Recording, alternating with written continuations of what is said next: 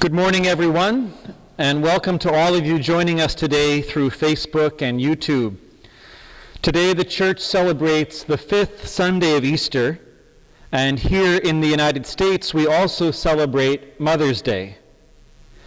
To all of the mothers tuning into our Mass today, Happy Mother's Day. And to my mother, who I know for a fact is tuning in, Happy Mother's Day, Mom.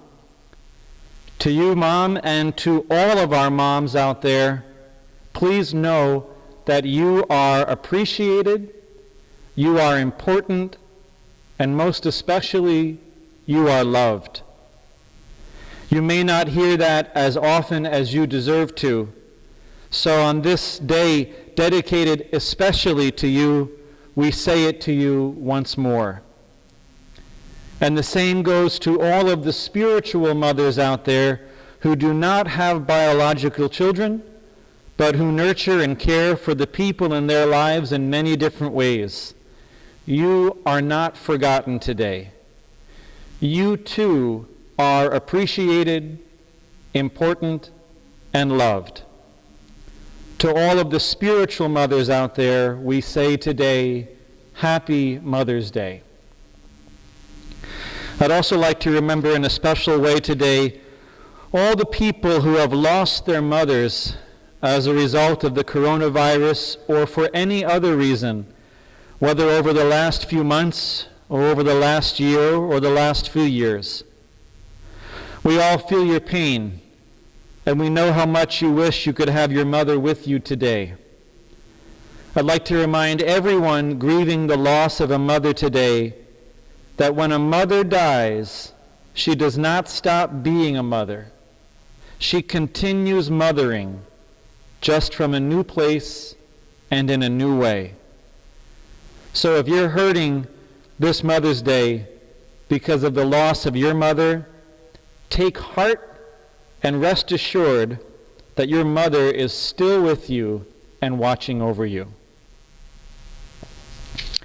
In today's Gospel from John chapter 14, Jesus gives us a very important command.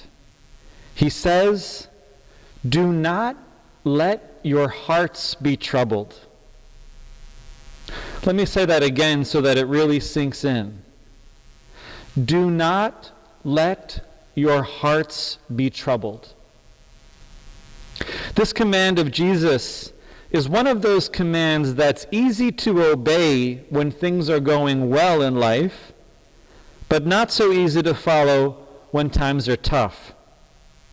When you and your loved ones are healthy, when you're gainfully employed, when the future seems certain, it's pretty easy, isn't it, not to let your heart be troubled.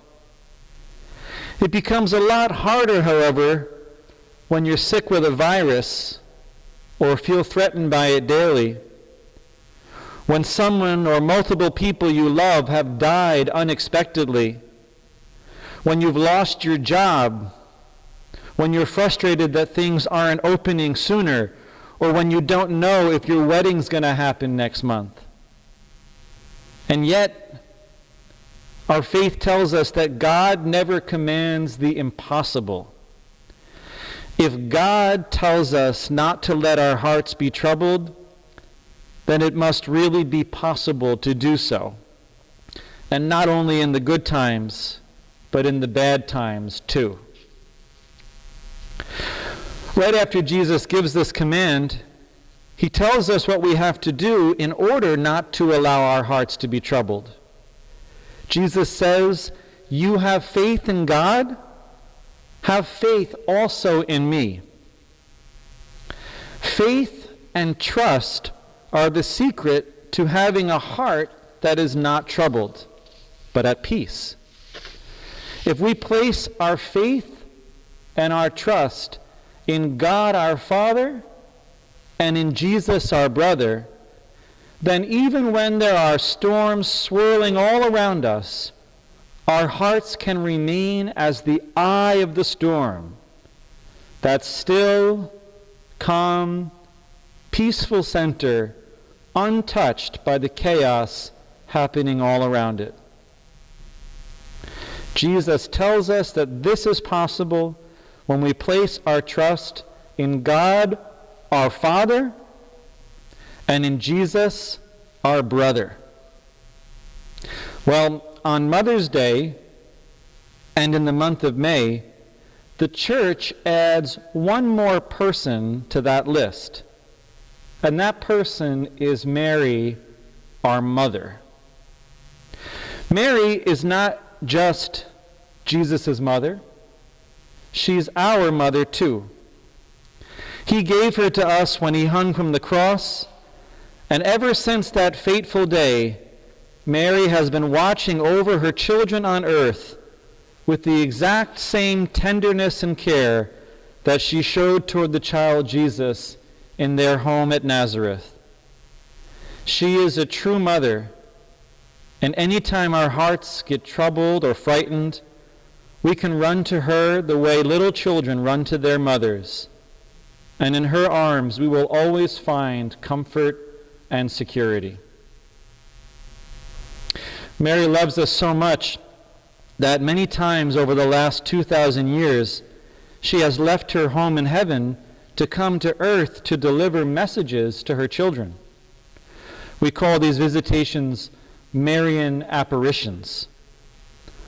Almost 500 years ago, Mary left her home in heaven to visit our own continent of North America, appearing several times in Mexico City to an Aztec man named Juan Diego. One day, Juan Diego was not doing a good job of following Jesus' command not to let his heart be troubled.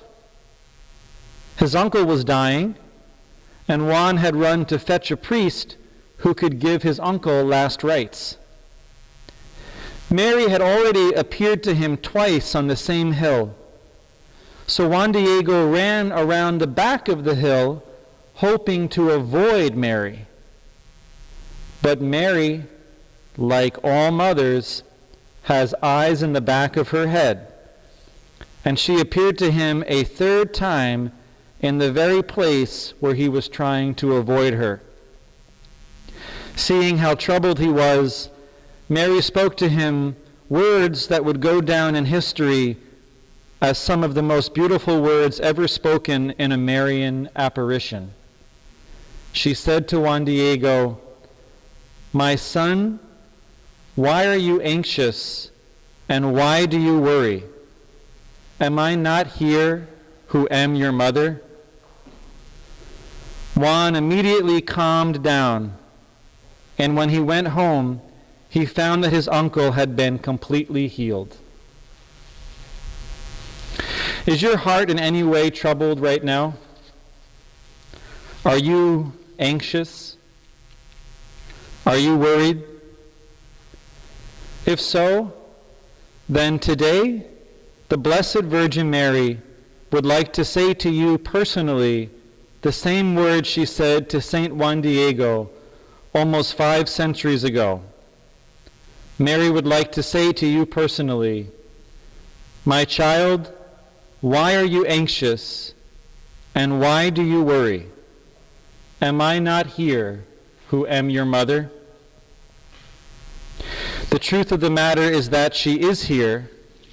She is our mother, and by trusting in her maternal protection, we really can fulfill Jesus' command not to let our hearts be troubled. Today, lots of people will do nice things for their mothers. If you're blessed enough to have a mother who is still living, you might give her a card or flowers. You might have made her breakfast. You might call her or drive up to her house if you still can't visit in person. Even the smallest gesture of affection brings joy to a mother's heart. We all know by now that what we're going to do for our earthly mothers today, but have you given any thought to what you're going to do for your heavenly mother? I guarantee you there's one thing that she would love more than anything else. Mary would love it if each of her children prayed the rosary today. The rosary is Mary's favorite gift.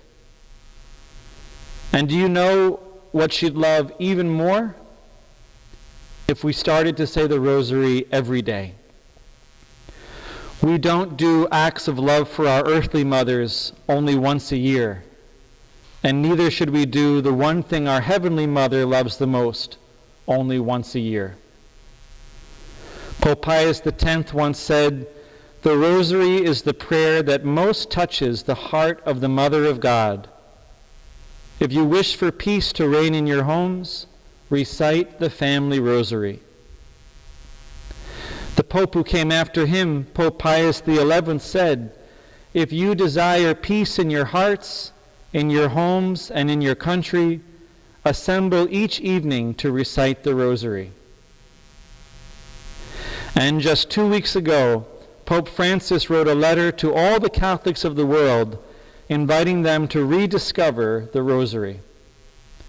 Pope Francis wrote, "It is traditional in this month to pray the rosary at home within the family. The restrictions of the pandemic have made us come to appreciate all the more this family aspect. I want to encourage everyone to rediscover the beauty of praying the rosary at home in the month of May." So how about it? If you've never prayed the rosary before or haven't prayed it in a long, long time, why not begin today? If you've fallen out of the habit of saying it every day, why not renew your commitment to the daily rosary today?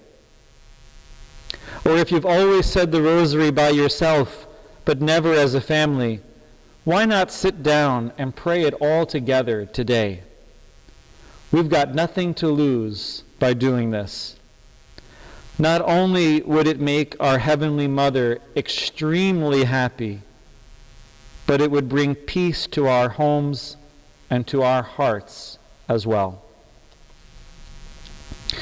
At this time, Father Michael and I are going to sing an old classic, "On This Day, O Beautiful Mother," and we're going to crown our Blessed Mother. As we do so, we ask Mary to watch over all mothers, living and deceased. We ask her to protect us and keep us all safe in body and soul. And we ask her especially today to intercede for each one of us, that we might have the grace we need to fulfill Jesus' command not to let our hearts be troubled. Amen.